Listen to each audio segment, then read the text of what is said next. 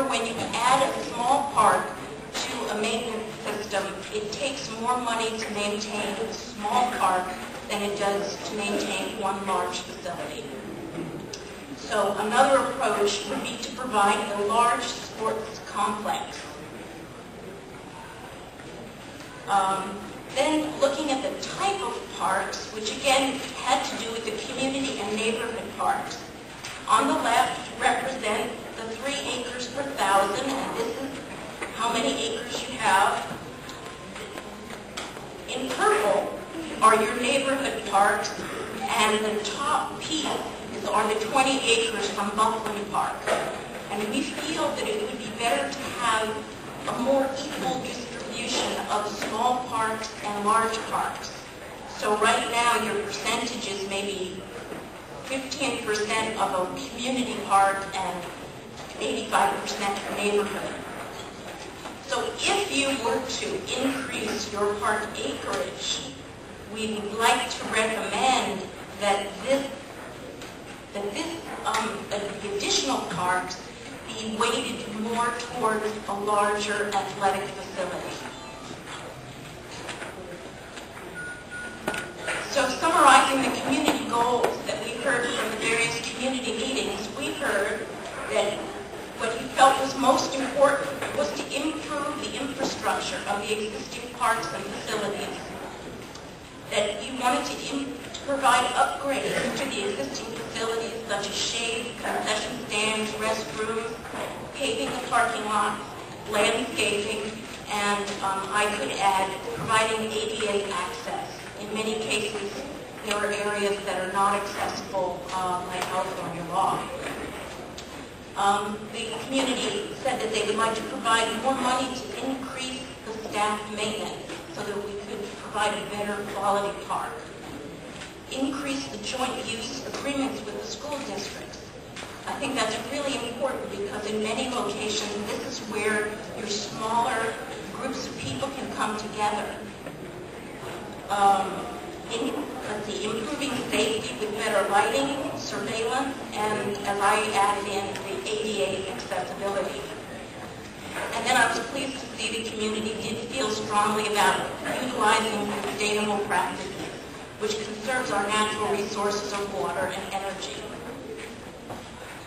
The community goals regarding the most desired new facility was, first and foremost, was an indoor pool, a senior center, a lighted athletic sport complex, a cultural arts facility, a fitness center, and an indoor multi-purpose field. So I'm going to go through a few of the recommendations that we have, and some of these have already been initiated by City Council, but I will present these. Renovating the plunge, I think, is a very high priority.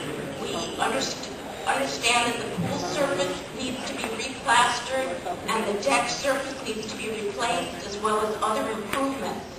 The estimated cost is $4 million. And during the time that this renovation is occurring, the community will have the use of the Central Union High School facilities. I believe that, Rose, is that correct? There are a number of ways that area can be funded, and one is from development impact fees, capital improvement funds, and tax increment funding. Another water feature is a splash pad here at Maybe Park. The estimated total is $211,000, and it's a water feature for people of all ages, and funded through the capital improvement project, the tax increment funding, city funds, and the CDBG funds. Try to go a little faster. Also in the works is a senior center, senior/adults. As you know, all of us older people are getting younger, so we're calling this an adult center. Approximately $1 million, and the building would be just on the other side of this building. There's a building across the street that would be demolished so that that can provide additional parking. And the approximate cost is $1 million. Buckland Park is one of your really special parks in the area. In the draft, I heard an idea from a staff member that we might want to remove the berm so that we could have added security into Buckland Park. But I've also heard that that's controversial and that it's not desirable. So again, that was just a recommendation based upon safety. I think most law enforcement would say that they would like to be able to drive around a park and see in it to see whether things are safe or not. We were proposing adding additional parking, renovating the existing restroom and concession stand, and possibly adding a toddler center with an estimated total for the toddler center of $300,000 to $600,000. If that's something that's of interest to the community, and the renovations of Buckland Park would be approximately $600,000 to $800,000. Sunflower Field is one of the parks that I got the most feedback on. Most people wanted to see many improvements to Sunflower Fields.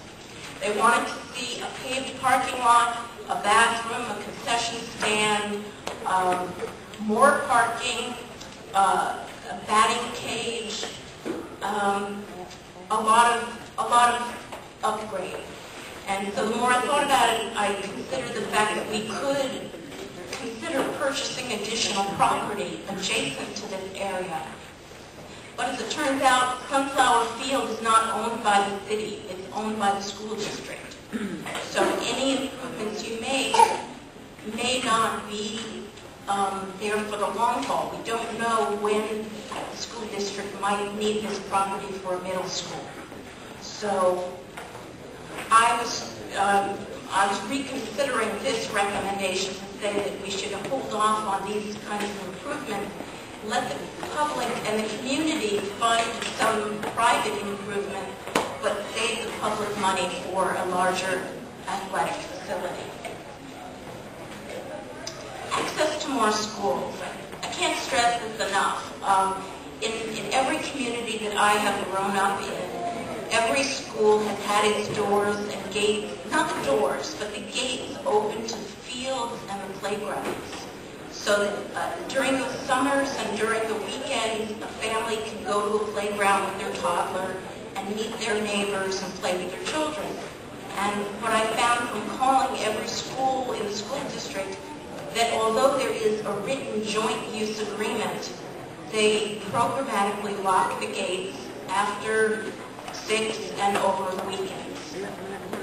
So if we can find a way to work a little bit more, a little closer with the school district, I think there would be a benefit to the community. I think you're so lucky to have such a fantastic building in El Centro. This is one of your really unique treasures. It needs a feasibility study to see how much it will cost to provide seismic upgrades, ADA access, and architectural renovations. Our first thought was that it could be the cultural art facility. But the more I thought about it, I do know that when you have children in a facility, the bar is raised as far as structural stability. And so this feasibility study will tell you how much it would cost to make this as secure as it would be needed as a constantly used facility. In any case, it needs seismic upgrade. But it could also function as a historical museum and as a banquet facility. And I'm tending to think that level is probably a better recommendation, and providing a separate cultural arts facility is a better selection. The community also said that their goal was to provide trails and connectivity. This is part of your visual enhancement diagram from your general plan.